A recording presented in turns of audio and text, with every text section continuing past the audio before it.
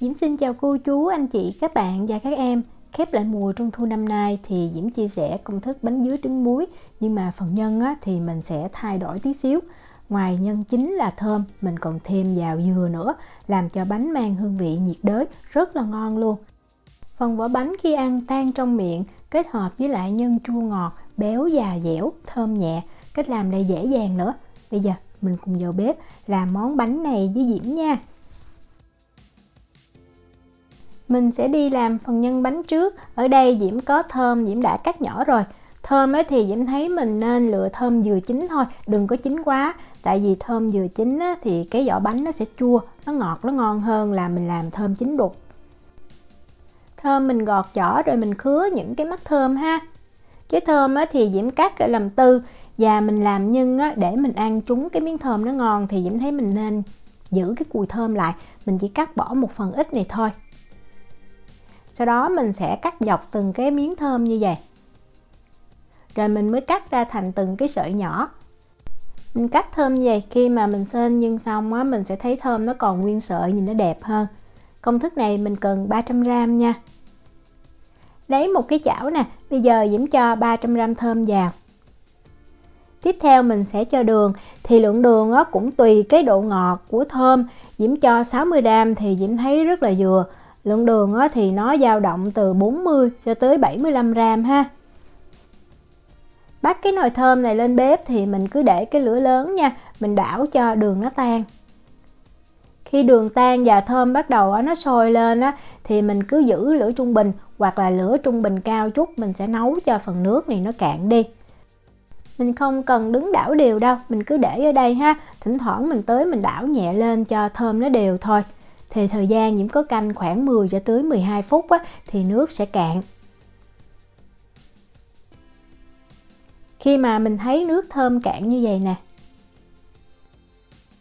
đó, khô ráo luôn ha, thì lúc này mình sẽ cho đường gluco hay là mạch nha vào. Hoặc là nếu không có thì mình bỏ qua cũng được, nhưng mà đường gluco hoặc là mạch nha sẽ giúp cho cái nhân nó dẻo và dẻo mềm được lâu. Mình cần 30g nha. Nếu ở Na Uy thì mình vô Coop mình mua, còn mình mua ở trong mini thì cái dạng khác, cái hiệu khác thì mình dùng cũng được luôn. Nó sẽ loãng như vậy, nó dễ dàng hơn là mạch nha. Đó, nước thơm cạn rồi thì mình mới cho đường gluco vào ha. Và lúc này mình giữ lửa trung bình, mình đảo đều cho cái nhân này bắt đầu nó dẻo và nó săn lại. Đó, mình đảo đều, thời gian thì cũng khoảng 10 tới 12 phút. Diễm thấy mình nên cân cho nó chính xác nha. Cái lượng nhân thơm này khi mà mình xên đạt nó sẽ dao động từ 120 cho tới 150g. Diễm thì Diễm xên 150g thì cái nhân nó còn ướt chút. Tại vì Diễm thích ăn cái nhân nó dẻo mềm đó. Mình để ở đây cho cái nhân thơm này nó nguội. Bây giờ mình đi chuẩn bị cái dừa để mình cho vào trong chung với thơm. Lấy một cái chảo nhỏ nha. Diễm cho vào đây 15g bơ. Bơ Diễm dùng là bơ có muối. Diễm có thêm ở đây là 25g đường bột. Nếu mà mình không có đường bột thì mình có thể thay bằng đường cát nhuyễn, nhưng mà mình dùng đường bột sẽ ngon hơn. Làm bánh thơm này thì mình nên có đường bột ha, tại tí xíu nữa vỏ bánh mình cũng dùng đường bột luôn. Cho đường bột vào chung với bơ. Diễm cho thêm vào đây 50g nước. Và mình cần có thêm hai cái nguyên liệu. Thứ nhất đó là bột bánh dẻo 25g nha. Nếu mà mình không có bột bánh dẻo mình có thể rang cái bột nếp lên cũng được, nhưng mà nó không có thơm ngon như là mình dùng bột bánh dẻo. Bột bánh dẻo vừa tạo cái độ kết dính, đồng thời giữ cho cái nhân nó ẩm lâu nữa. Và nguyên liệu thứ hai đó chính là dừa sấy, mình cần 15g. Thật ra mình dùng dừa tươi cũng được, nhưng mà nếu mình muốn giữ cái bánh này được lâu thì mình nên dùng cái dừa sấy này. Cái bánh này Diễm làm mình giữ được 2 tuần luôn.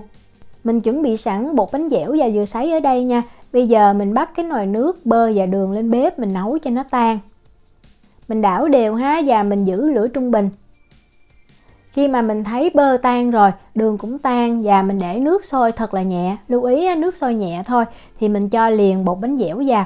Nếu mà mình để nước sôi sùng sục thì bột bánh dẻo nó dễ bị vón cục lại đó. Rồi mình đảo nè, cho bột bánh dẻo này nó hút hết nước.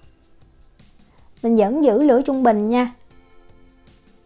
Mình đảo thiệt là nhanh tay. Khi mà mình thấy bột bánh dẻo hút hết nước rồi thì mình lấy dừa mình cho vô liền. Mình có thể miết tí xíu ha, để tránh cho bột nó bị vón cục lại đó. Đó, như vậy thì Diễm lấy 15 gram vụn dừa đó, Diễm cho vào. Tiếp tục mình đảo ha, cho vụn dừa nó thấm vào trong bột bánh dẻo nè. Trộn đều và mình tém cái nhân lại thành một khối dẻo. Lưu ý là mình không có để lửa lớn nha, để lửa lớn dễ làm tách bơ đó. Đó, khi mà Diễm thấy nó quyện lại thành khối như vậy thì mình nhắc khỏi bếp liền. Cái này là Diễm giữ nguyên cái thời gian mà Diễm làm cái nhân này ở trên bếp luôn đó, thật ra rất là nhanh. Tại bột bánh dẻo cũng đã chín rồi.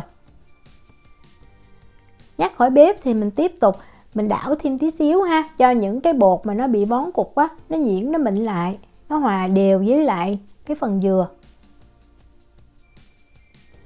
Rồi mình cho liền cái nhân dừa này vào chung với lại cái nhân dứa và mình trộn đều. Vậy là mình đã làm xong nhân rồi, rất là nhanh ha. Nếu mà mình không có thời gian làm bánh trung thu nướng á, thì Diễm thấy mình có thể làm bánh này cũng rất là ngon. Đó, mình thấy nhân dẻo và cái màu vàng nhạt rất là đẹp. Mình đậy nhân kín lại ha, lấy màng bọc thực phẩm nè, đậy sát lên trên mặt nhân. Mình để ở đây cho nhân nó nguội. Bây giờ mình đi làm cái vỏ bánh. Hôm nay mình làm bánh dứa trứng muối, vì vậy không thể thiếu lòng đỏ trứng muối được. Mình cần 3 cái lòng đỏ nha. 3 cái lòng đỏ này mình cân thì khoảng 10 gram. Nước sôi á, mình cho 3 cái lòng đỏ vào mình hấp trong vòng 10 phút. Mình giữ lửa trung bình ha. Vừa hấp xong á, thì mình sẽ mang ra, mình tán nhuyễn cái lòng đỏ này liền. Như vậy lòng đỏ nó còn mềm đó, sẽ dễ tán nhuyễn hơn. Lòng đỏ trứng muối này, sau khi mình tán nhuyễn rồi thì mình cân lại là 30 gram. Nếu mà mình không dùng lòng đỏ trứng muối á, mình có thể thay bằng bột hạnh nhân như là công thức cũ Diễm có chia sẻ rồi. Tiếp theo Diễm có 120 gram bơ, mình đã để ở nhiệt độ phòng khoảng 1 tiếng cho bơ mềm. Và bơ này là bơ có muối nha. Nếu mà mình dùng bơ không có muối á, thì mình nên thêm vào 3 gram muối để cái vỏ bánh nó mặn mặn mới ngon. Diễm có thêm ở đây là 20 gram đường bột. Và để cho cái vỏ bánh nó thơm hơn á, Diễm có thêm 5 gram đường vani. Còn nếu mà mình không có đường vani á, thì mình thay bằng 1 muỗng cà phê tinh chất vani, để khi mà mình nướng xong cái vỏ bánh nó rất là thơm. Mình dùng cái cây quýt bột nè, bây giờ mình sẽ trộn cho bơ nè, đường và đường vani nó đều với nhau. Mình cũng có thể dùng cái phới lòng của máy đánh trứng mình làm cũng được ha. Đó, mình thấy nó đều và nó mịn, nó mềm như vậy là được. Thì mình cho vào đây 1 lòng đỏ trứng. Cái lòng đỏ trứng gà này á, Diễm cân là 18 gram nha. Tiếp theo là 30 gram sữa đặc có đường. Rồi bây giờ mình trộn cho hỗn hợp này nó đều với nhau. Thật ra mình trộn bằng cây quýt bột này á, Diễm thấy á, nó dễ dàng hơn. Mình dùng máy đánh trứng á, rất là dễ bị vữa ha. Mình trộn nhanh nè. Cái bánh này cái vỏ bột làm rất là nhanh. Đó, khi mà mình thấy đều như vậy thì mình mới lấy đồng đỏ trứng muối hồi nãy mình tán nhuyễn 30 gram mình cho vào. Rồi tiếp tục mình trộn cho lòng đỏ trứng muối hòa đều. Khi mà mình thấy đều rồi thì lúc này mình mới cho bột vào. Đó, đều và mịn như vậy. Về bột á, thì Diễm thấy mình nên dùng bột mì số 8 hoặc là bột bánh nha. Nếu mà không có thì mình có thể dùng bột mì đa dụng, nhưng mà bột bánh thì sẽ ngon hơn. Diễm dùng hiệu này. Với công thức này á, thì mình cần từ 160 cho tới 180 gram. Diễm thì Diễm cho 165 gram. Mình cho bột vào chung với lại cái hỗn hợp bơ và đeo bao tay vào. Bây giờ mình trộn cho cái phần bột khô này nó thấm đều. Đầu tiên á, mình cứ bóp nhẹ ha, cho bột nó đều. Bột này lưu ý là mình không có nhồi nhiều, mình chỉ bóp ha, cho bột khô nó thấm đều vào cái hỗn hợp bơ. Nó sẽ hơi dính tay và nó hơi mềm nha. Cái bột này Diễm lưu ý là nó mềm, nó nhão chút chứ nó không có khô, nó chắc như là bột bánh trung thu nướng được. Đó, mình thấy nó như vậy. Nó hơi dính mặc dù mình đeo bao tay. Thấm đều là được, không cần nhồi nhiều ha. Thì mình cho vào cái màng bọc thực phẩm nè. Rồi mình bọc kín lại và mình cho vào trong ngăn mát tủ lạnh 30 phút.